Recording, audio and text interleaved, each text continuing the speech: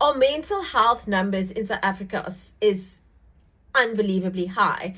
And once again, they are high because we're living in a structural society where mental health is stigmatized, frowned upon, and it's not just stigmatized and frowned upon in small sectors. It's frowned upon in every sector in South Africa.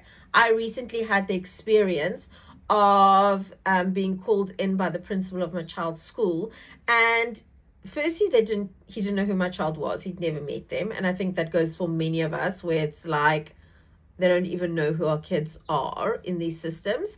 And my child goes to a private school, so that's most of our population's children don't have that benefit, so how lost are they getting? So firstly, the principal had no idea who my child was, and secondly, he criticized my child so heavily for being neurodivergent. So he was like basically stating that mental health isn't really an issue in our country and I need to wake up.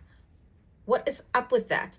Secondly, the legal system, when you go to the legal system, they completely separate mental health care, and they're kind of like, well, that's in the Mental Health Act. That's not in the Legal Act. So if we look at trauma and the amount of trauma women and children experience in our country, that is separate to what is happening from a legal point of view.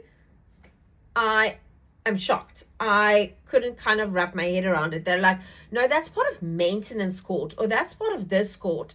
I'm sorry, but if your child is being abused or you're being abused as a woman, how is that not seen as a financial issue, seen as a mental health issue, seen as a stigma issue, seen as a trauma issue? How can we separate all of these things? They all go into one.